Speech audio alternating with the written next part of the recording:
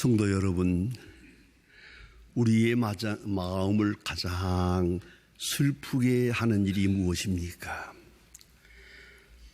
우리를 절망케 하는 일, 그것이 무엇입니까? 물질적인 손해입니까? 가난입니까? 질병입니까? 멸시입니까? 고독입니까? 좀 더 깊이 생각해 보십시다. 우리를 가장 슬프게 하는 것은 배신입니다. 믿었던 사람으로부터 배신당할 때, 아주 결정적인 배신을 당할 때 이것은 견딜 수가 없습니다. 그런가 하면 다른 사람에게 배신당하는 건 그런대로 원망이라도 할 수 있습니다. 그러나 자기 자신으로부터 배신당하는 것은 견딜 수가 없습니다. 많은 사람이 절망하는 이유가 바로 여기에 있습니다. 내가 스스로 견딜 수가 없는 고난, 고통을 겪습니다. 왜요? 이럴 줄 몰랐거든. 내가 이렇게 형편없는 사람인 줄 몰랐거든. 뭘 안다고 생각했는데 아는 것 아무것도 없어요.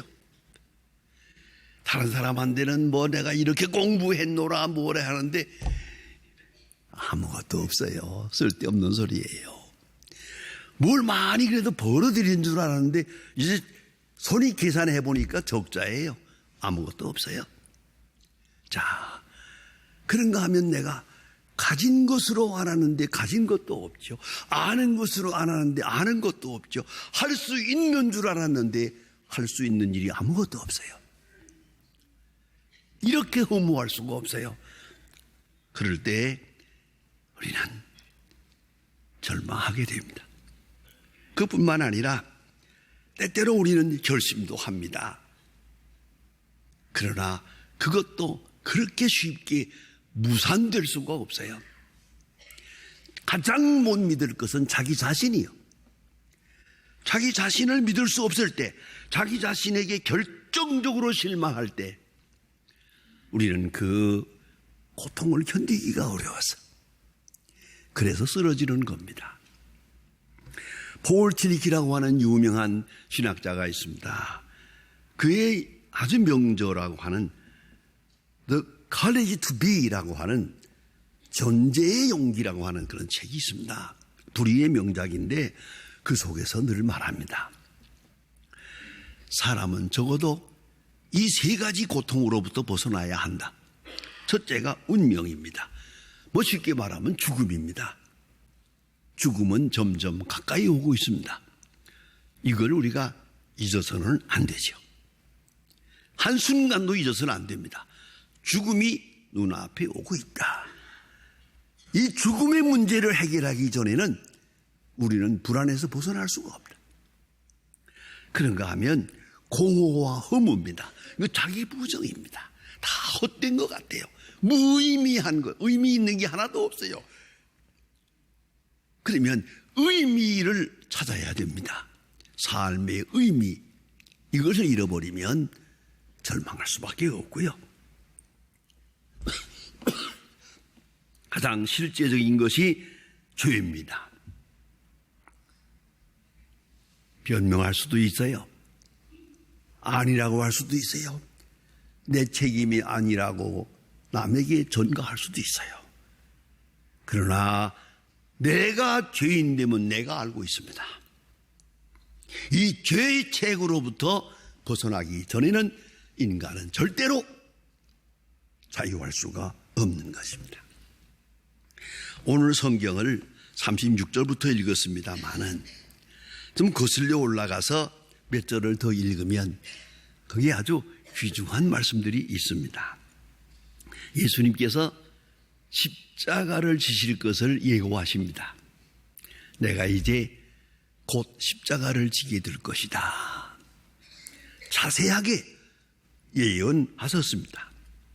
그럴 때에 33절에 보면 베드로가 장담을 합니다. 여기에 있는 사람들이 다 버릴지라도 나는 아닙니다. 다 버릴지라도 나는 주를 떠나지 않을 것입니다 하고 장담을 합니다. 그러나 35절에 가서는 더더욱 죽을지언정 다 버릴지라도 나는 아니고 나 자신으로 볼 때도 죽을지언정 나는 주를 부인하지 않겠습니다.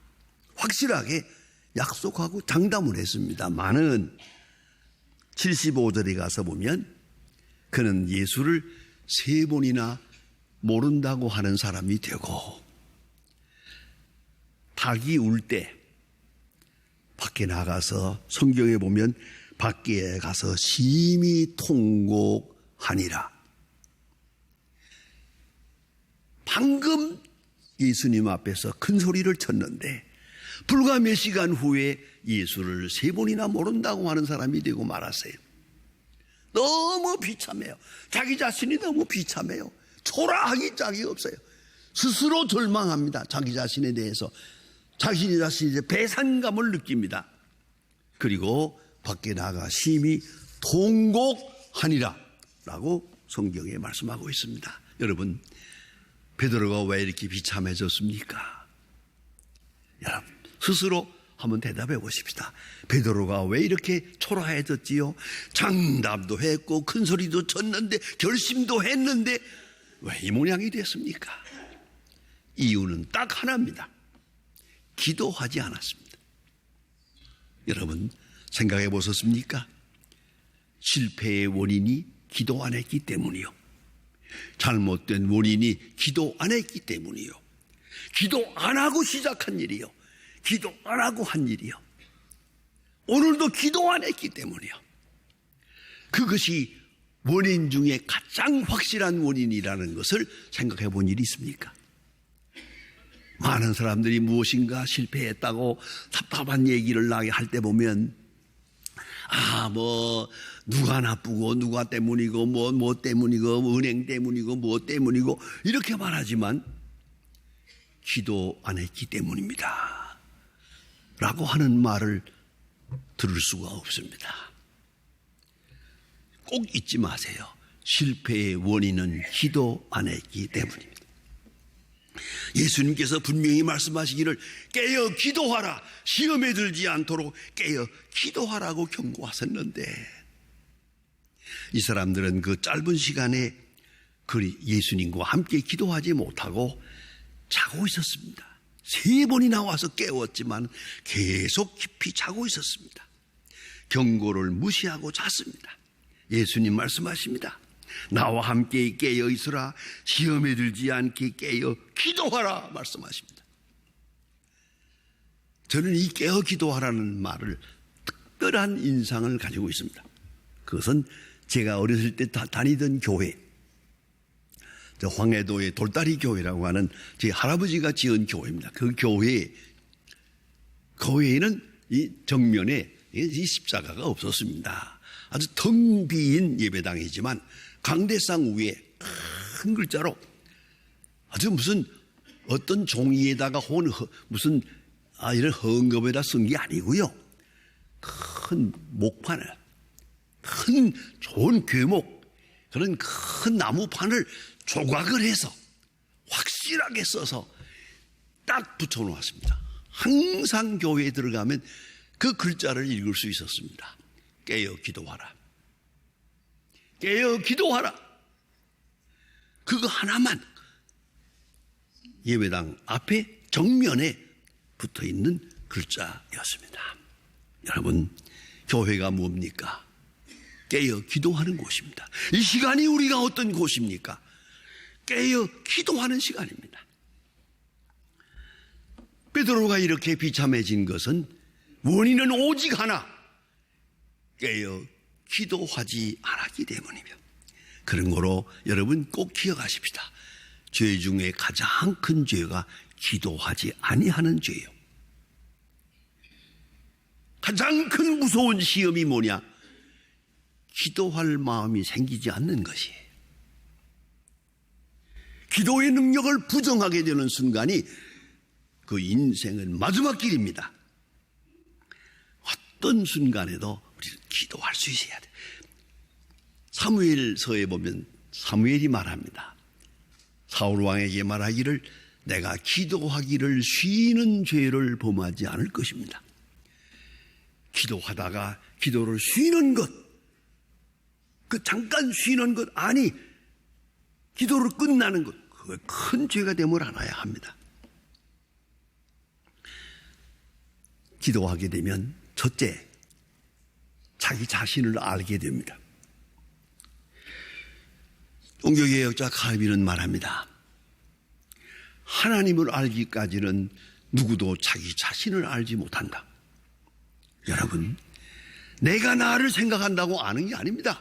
누구하고 비교한다고 아는 게 아닙니다. 손익 계산한다고 내 존재가 나타나는 게 아닙니다. 내가 나를 아는 길은 오직 하나, 하나님을 알아야 됩니다. 하나님을 보고 하나님을 아는 순간 하나님 안에서 나를 알 수가 있는 겁니다. 기도 외에는 자기 자신을 알 길이 없습니다. 아니, 기도하면서 깨닫는 자기 자신, 그것만 진실한 것입니다. 누구와 비교하지도 마시고 스스로 생각하고 고민하지 마세요. 하나님 앞에서 정중하게 기도하면서 내 모습을 살피세요. 하나님을 아는 순간, 하나님의 큰 사랑과 하나님의 경륜을 아는 순간 나 자신을 알게 됩니다.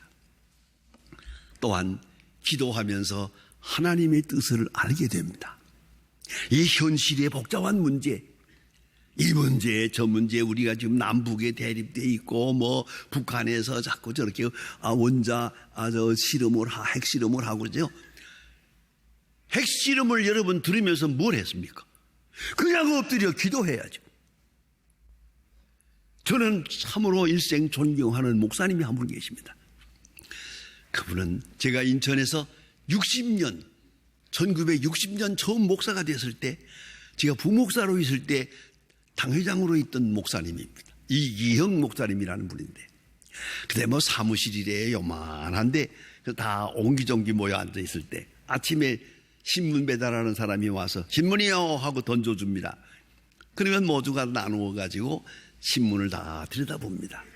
목사님도 이렇게 신문을 봅니다. 돋보기 안경을 끼고 신문을 보다가 이 신문을 딱 말아쥐고는 밖으로 나가요. 이분이 어디 가나? 아무 말씀도 없이 신문을 가지고 나가요. 그래서 제가 뒤따라가 보았습니다. 예배당 본당에 들어가세요. 바로 이 앞에 무릎을 꿇고 앉아서 신문을 딱 펴놓고, 하나님, 어찌 된 일입니까? 어떻게 이런 일이 있습니까? 그리고 기도하는 모습을 보았어요. 그래서 저는 그 이기영 목사님을 일생 동안 존경합니다. 기도의 사람이었습니다. 여러분, 복잡한 문제가 있어요? 기도하세요. 풀리지 않는 문제가 있어요? 기도하세요. 정치적으로 불안해요? 기도하세요. 쓸데없이 여기저기 뭐 걱정하고 그러지 마시고요. 예수 믿는 사람은 어떤 문제를 당하든지 그 문제를 하나님 앞에서 풀어야 되거든요. 하나님과 나와의 관계에서 풀어야 됩니다. 기도해야 돼요. 여러분, 예수님 앞에는 지금 십자가가 있습니다. 그 뒤에는 가야바가 있습니다. 로마 군인이 있습니다. 엄청난 사건이 바로 눈앞에 있는데 지금 예수님 하실 일이 무엇입니까? 기도입니다. 기도해서 이것이 무엇을 의미합니까? 이거 왜 이런 일이 있어야 합니까? 나는 어떻게 해야 합니까? 기도하시는 거예요. 여기에 하나의 중요한 미스터리가 있습니다. 기도할 때 십자가의 능력을 알게 됩니다. 십자가가 하나님의 능력이요, 하나님의 지혜요, 하나님의 사랑임을 알게 됩니다. 이것이 없이는 만민을 구원할 수가 없어요. 그 놀라운 신비로운 역사를 깨닫게 됩니다. 사도 바울은 그의 편지 중에서 말합니다. 십자가로 승리하셨느니라. 십자가로 승리. 십자가가 어떻게 승리입니까? 죽음인데 십자가를 승리로 볼 수 있는 그런 관점, 그런 시각이 바로 바울의 신앙 고백입니다. 그러니까 십자가가 승리예요. 패배가 아니에요. 죽음이 아니에요. 끝나는 게 아닙니다. 이게 시작입니다. 그래서 예수님께서는 밤새 기도하시고 나서 중요한 결론을, 응답을 받습니다. 아버지께서 내게 주신 잔을 내가 마시지 않겠느냐. 이 십자가가 가야바도 로마 군인도 빌라도도 아니고 사랑하는 아버지가 내게 주는 십자가로 그렇게 응답을 받게 됩니다. 그리고 십자가를 지는 겁니다. 또 유명한 말씀 하십니다. 아주 귀중한 말씀입니다. 나는 아버지께로 가노라. 아버지께로 가는 과정이 십자가더라고 말이에요. 이 신비를 기도 중에 깨닫는 것이에요. 기도의 응답으로 받아들이게 됩니다. 참 신비로운 것입니다. 겟세마네 동산의 기도를 가만히 들어보시면 아무리 읽어봐도 하나님이 응답한 것 같지 않아요. 뭐라고 말씀한 것 같지 않아요. 그런 게 나타나지 않습니다. 예수님은 기도하시고 하나님은 침묵하셨어요. 침묵 속에서 응답을 들어요. 이 잔을 내게서 지나가게 해주세요. 응답이 없어요. 이 십자가를 꼭 내가 져야 됩니까? 응답이 없어요. 무응답 속에서 응답을 들었어요. 하나님의 침묵 속에서 응답을 들은 그 신비로운 응답을 잊지 말아야 합니다. 예수님 기도하시는 중에 십자가 다음에 있는 부활까지 내다보게 됩니다. 이 십자가를 짐으로 만 백성을 구원하고 십자가 뒤에 바로 사흘 후에 부활의 아침이 있는 것을 기도를 통해서 이렇게 확실하게 바라볼 수 있게 되더란 말입니다. 여러분, 기도 없는 장담은 소용없습니다. 기도 없는 결심도 소용없습니다. 믿는 사람은 기도해야 됩니다. 저는 늘 생각합니다. 예수를 믿는다는 게 뭘까? 기도의 문이 열리지 않았다면 그건 아직도 예수 믿는 사람이 아닙니다. 혼자서 조용하게 수시로 기도할 줄 알아야 합니다. 그리고 기도를 통해 기쁨을 얻고 기도를 통해 응답을 얻고 기도를 통해 영광을 얻고 기도를 통해 하나님을 찬송하게 돼야, 그래야 기독교인입니다. 교회 나온다고 교인이 아닙니다. 기도하는 사람이 교인입니다. 어디서든지 하나님 앞에 기도하고 응답받는 사람, 그 사람이 그리스도인입니다. 여러분, 영국의 유명한 윈스턴 처칠을 아시죠? 그는 어린 시절부터 희망 없는 아이로 인정이 되었답니다. 품행도 좋지 않고 성적도 나쁘고 좌우간 사관학교 시험을 삼수해서요, 시험 3번 보아서 사관학교 겨우 들어간 사람이에요. 그 시원치 않은 사람인데, 그러나 여러분 잘 아시는 대로 영국이 최고로 존경하는 인물이 셰익스피어입니다. 셰익스피어를 제치고 영국에서 최고로 존경받는 사람이 처칠입니다. 그는 기도의 사람이었습니다. 전쟁 중에도 기도하고, 심지어는 회의를 하다가도, 중요한 회의를 하다가도 고개 숙여 기도했어요. 항상 기도하는 사람이었어요. 그게 비밀입니다. 그에게서 지혜가 있고 용기가 있었다.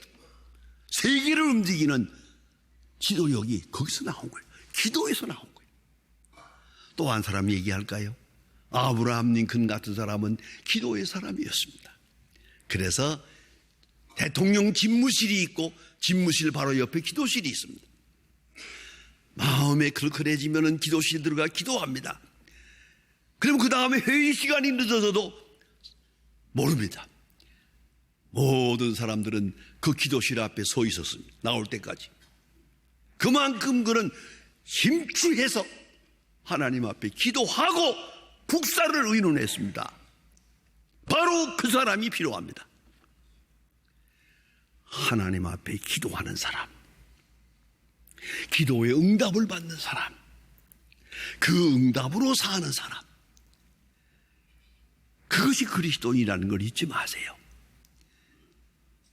꼭 돌아가셔서 아침에 일어날 때 기도하시고, 일할 때 기도하시고, 집을 떠날 때 기도하시고, 저녁에 돌아와서 기도하시고, 잠잘 때 기도하시고, 죽을 때 기도하시고. 보세요. 우리의 생활은 기도에서 시작해서 기도로 끝나는 거예요. 이게 그리스도인입니다. 성경은 분명히 그래서 예수님께서 당부하십니다. 깨어 기도하라. 시험에 들지 않게 기도하라. 더 말할 게 있습니까? 예수님도 기도하셨어요. 일 시작할 때 기도하고, 5,000명 먹일 때 기도하고, 5,000명 먹이고 기도하고, 십자가를 앞에 놓고 기도하고,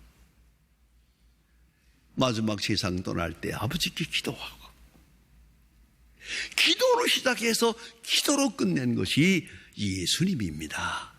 하물며 우리가 기도 없이 살겠습니까? 걱정은 그만하시고 기도하세요. 요새는 그저 끌피다면 만나기만 하면, 이거 핵실험 또 했다는데 어떻게 됩니까? 그래서 내가 그걸 왜 안 돼 물어봐요. 그렇게 걱정이 되세요? 바로 기도하세요. 그러면 그것이 무엇을 의미하는가를 알 거예요. 분명히 알 거예요. 범사에 수시로 쉬지 말고 기도하라. 이것이 그리스도인입니다. 오늘 주님께서 겟세마네 동산에서 기도하시면서 졸고 있고 잠자는 제자를 향해서 귀한 부탁의 말씀을 합니다. 깨어 기도하라. 마음에는 원이로되 육신이 약하도다. 기도하라.